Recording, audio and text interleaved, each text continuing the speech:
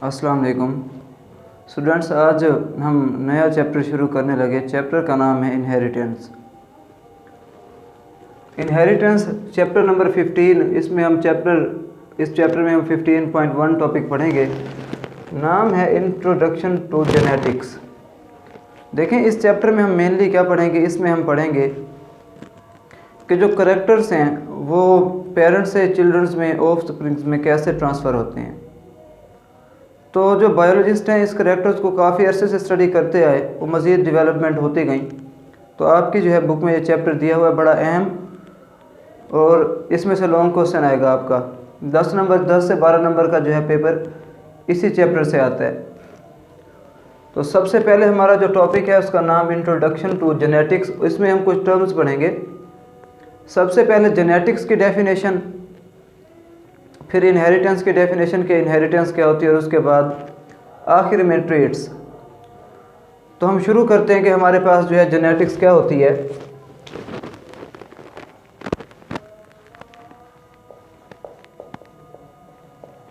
देखें, genetics biology की वो ब्रांच है जिसमें हम इनहेरिटेंस के बारे में पढ़ते हैं। तो इसकी सिंपल सी डेफिनेशन है, ब्रांच ऑफ बायोलॉजी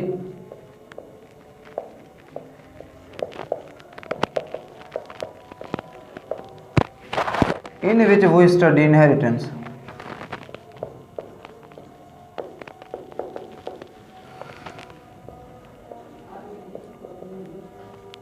इनहेरिटेंस, इसे हम कहते हैं जी जेनेटिक्स। उसके बाद अगली जो डेफिनेशन है वो है हमारे पास इनहेरिटेंस की, कि इनहेरिटेंस क्या होती है। फिर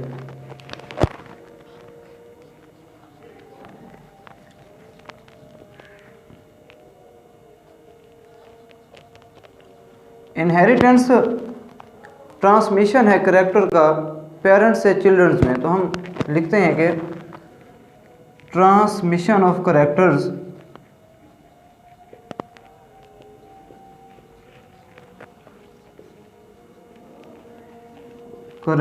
from parents two of springs. Of springs का मतलब होता है कि चिल्ड्रंस। अगली जो डेफिनेशन है वो है ट्रेड्स की, कि ट्रेड किसे कहते हैं। ये 3 डेफिनेशन जो है इस टॉपिक से लाजमी इसमें से डेफिनेशन आती है। तो हम इसमें पढ़ेंगे ट्रेड। हमारे पास जो टॉपिक है उसका नाम है इंट्रोडक्शन टू जेनेटिक्स। अब ट्रेड किसे कहते हैं। देखें, अगर हम ट्रेड की बात करें तो ट्रेड्स जो हैं करेक्टर्स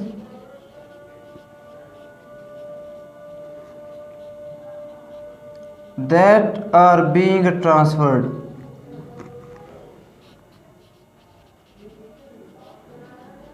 ऐसे करेक्टर्स जो ट्रांसफ़र हो रहे होते हैं उन्हें हम कहते हैं कि ट्रेड्स। ये लफ्ज़ बार बार आएगा ट्रेड, तो आपने इस लफ्ज़ को याद कर लेना है कि ट्रेड का मतलब है करेक्टर्स जो ट्रांसफ़र हो रहे होते हैं। तो ट्रेड ये बार बार जो है रिपीट होगा।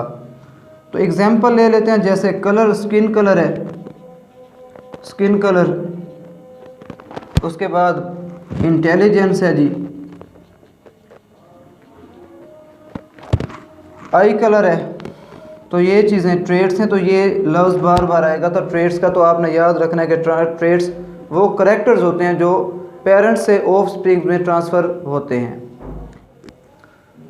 अगला जो टॉपिक 15.2, उसमें हम पढ़ेंगे क्रोमोसोम्स और जीन्स के बारे में, कि क्रोमोसोम्स और जीन्स क्या होते हैं। अब इसमें हम जीन के बारे में पढ़ेंगे, फिर क्रोमोसोम, उसकी फिर एक्सप्लेनेशन है, फिर न्यूक्लियोसोम की डेफिनेशन है। ये इंतहाई अहम है। ये लॉन्ग क्वेश्चन आता है, ये डायग्राम भी आपने बनानी होगी इसमें। तो सबसे पहले हम जीन के बारे में पढ़ेंगे कि जीन क्या होता है।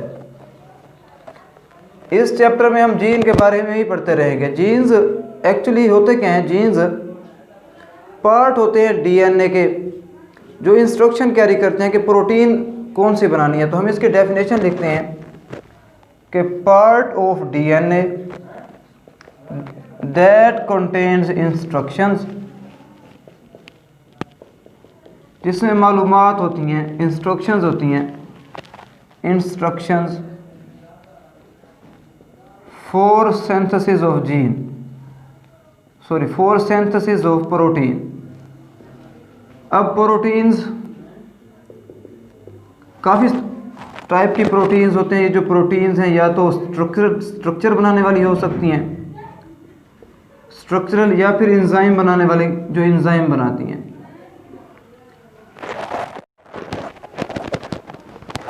तो जीन की डेफिनेशन के बाद हम क्रोमोसोम के बारे में पढ़ेंगे कि क्रोमोसोम क्या होता है।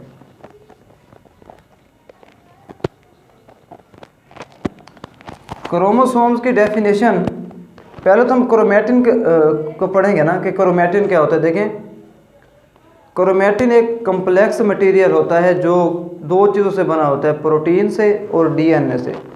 तो हम पहले लिख देते हैं क्रोमोसोम आगे क्रोमैटिन से बनते हैं। पहले हम क्रोमैटिन की बात करते हैं कि क्रोमैटिन क्या होता है।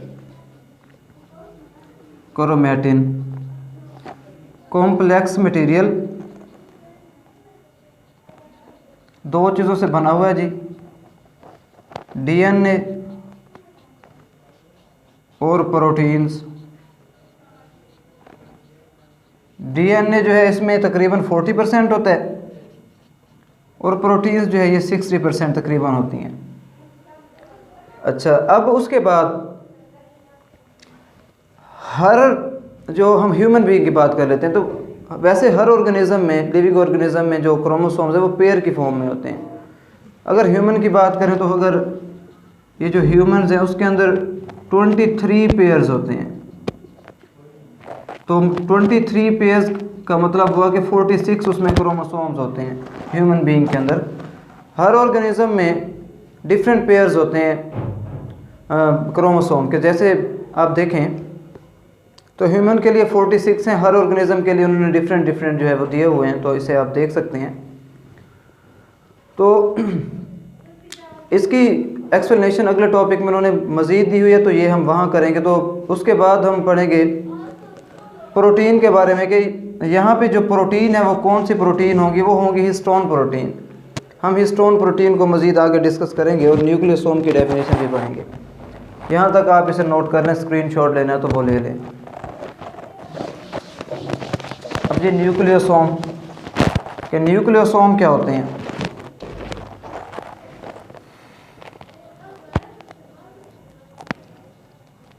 देखें, अभी हमने पढ़ा था कि जो क्रोमैटिन है उसमें डीएनए होते हैं और प्रोटीन होते हैं, दोनों ही होते हैं। तो उनका आपस में इंटरेक्शन क्या होता है? होता यह है कि जो हिस्टोन प्रोटीन्स हैं उनके ऊपर डीएनए रैप होते हैं, उनके ऊपर लिफाफे की तरह चढ़े होते हैं। उसके दरमियान भी होते हैं और उसके ऊपर भी जो है उन्होंने गिलाफ बनाया हुआ होता है, जिसे हम न्यूक्लियोसोम कहते हैं। तो इस न्यूक्लियोसोम की हम डेफिनेशन कर लेते हैं कि DNA wraps around histone protein. Histone protein के गिर्द रैप होते हैं। दूसरा, डीएनए एक तो उनके ऊपर हिस्टोन प्रोटीन के ऊपर रैप होता है, उनके दरमियान भी प्रेजेंट होता है। तो हम इसे तो न्यूक्लियोसोम ही कहते हैं, कॉल्ड न्यूक्लियोसोम। और हम ये भी कह देते हैं कि DNA also present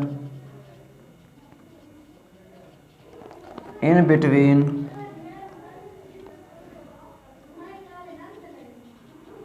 histone proteins।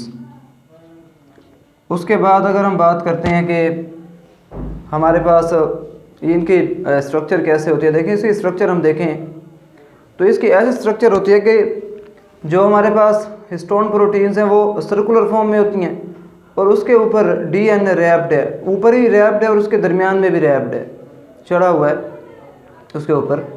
अच्छा, और अब ऐसा लगता है कि अगर हम इसके मज़ीद देखें, डायग्राम देखें तो पता लगता है कि मोती हैं, बेड्स ऑफ स्ट्रिंग्स, मतलब मोती हैं और उसके ऊपर बेड्स ऑफ स्ट्रिंग का मतलब होता है तारों के ऊपर मोती लगे होना, सॉरी मोती के ऊपर तारें लगी होनी।